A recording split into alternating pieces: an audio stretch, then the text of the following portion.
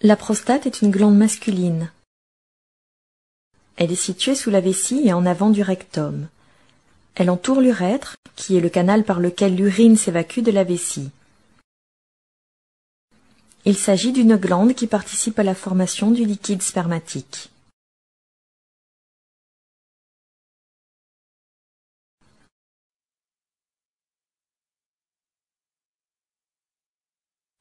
L'augmentation du volume de la prostate est appelée hypertrophie bénigne de la prostate ou adénome prostatique. Elle peut avoir comme conséquence la constitution progressive d'un obstacle à l'évacuation de la vessie, l'absence de traitement expose au risque d'une mauvaise vidange de la vessie jusqu'à l'impossibilité d'uriner ou rétention urinaire, au risque d'infection urinaire, au risque de saignement, au risque de détérioration de la fonction du rein.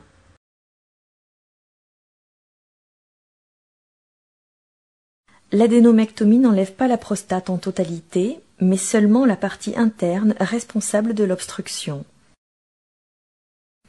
L'intervention ne prévient pas la survenue ultérieure d'un éventuel cancer sur la partie restante de la prostate.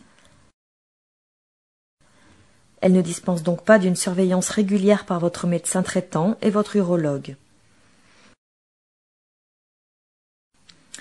Si l'obstacle est volumineux, comme c'est votre cas, il est préférable de réaliser une intervention chirurgicale ouverte dont le but est de retirer en monobloc l'adénome. Quand l'obstacle est au contraire de petit volume, on effectue une intervention appelée résection transurétrale prostatique. L'adénome est retiré sous forme de copeaux par les voies naturelles, grâce à un appareil appelé résecteur endoscopique.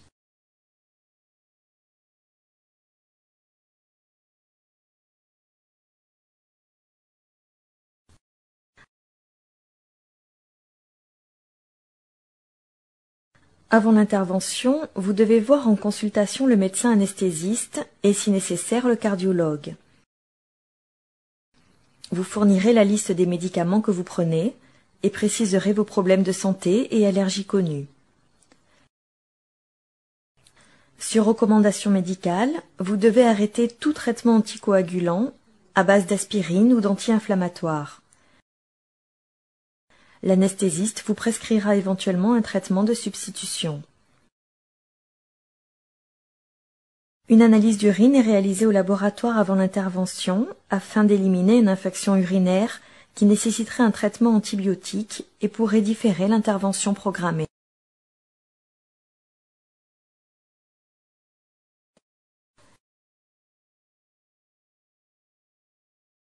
L'anesthésie est régionale, limitée au bas du corps, rachianesthésie ou péridurale. Il peut aussi s'agir d'une anesthésie générale. Il vous sera expliqué lequel de ces deux types d'anesthésie est retenu dans votre cas.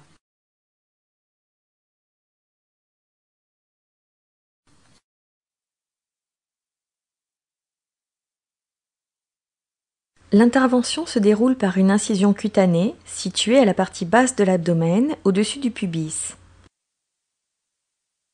Elle consiste à enlever la totalité de l'adénome en conservant la coque prostatique. Le chirurgien aborde l'adénome, soit par ouverture de la vessie, c'est la voie transvésicale, soit par ouverture de la coque prostatique, c'est la voie transcapsulaire. La vessie ou la coque sont refermées après ablation de l'adénome.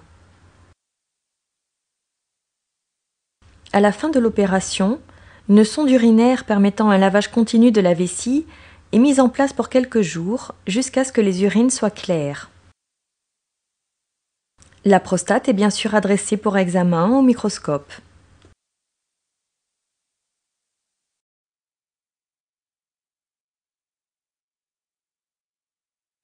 Une surveillance attentive du lavage de la vessie et de la perméabilité de la sonde est assurée par le personnel soignant.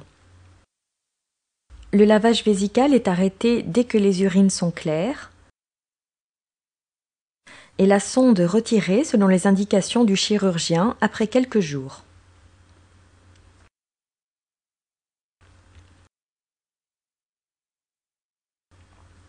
La sonde est le plus souvent bien tolérée, mais elle peut parfois occasionner une gêne du canal urétral ou des spasmes douloureux de la vessie qui sont alors traités par des médicaments adaptés. Vous le signalerez à votre urologue qui adaptera votre traitement. La reprise de l'alimentation est rapidement autorisée en fonction de votre transit intestinal. Le pansement est régulièrement renouvelé. Le drain de la paroi et les fils cutanés, mis en place durant l'intervention, sont enlevés sur prescription de l'urologue. La sortie a lieu habituellement entre le 6e et le 10e jour après l'intervention. Elle sera décidée par le chirurgien en fonction des suites opératoires et de votre état général.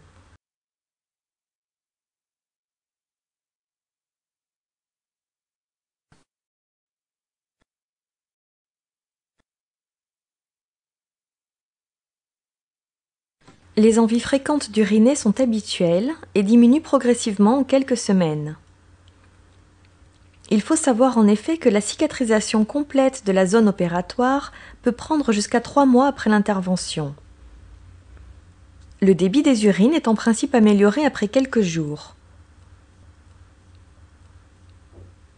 Pendant le mois qui suit l'intervention, il faut éviter de faire des efforts importants, de longues marches, de longs trajets en voiture. Les rapports sexuels sont également déconseillés pendant 1 mois. Toutes ces recommandations limitent le risque de saignement dans les urines. Si les urines sont rosées, ne vous inquiétez pas. Buvez abondamment et le saignement devrait s'arrêter rapidement.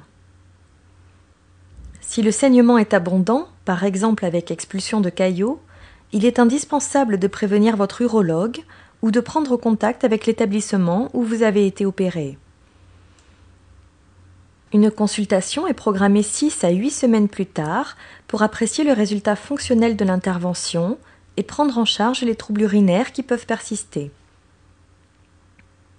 Elle permet d'évoquer, si cela n'a pas été fait auparavant, le résultat de l'analyse microscopique de l'adénome.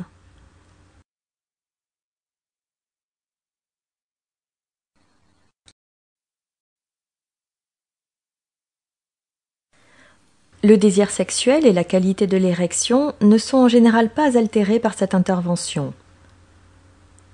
En revanche, après l'adénomectomie prostatique, l'éjaculation est modifiée. Lors de l'éjaculation, le sperme part en totalité ou en partie dans la vessie. Puis, il est éliminé secondairement dans les urines. Cela ne présente aucun risque pour votre santé.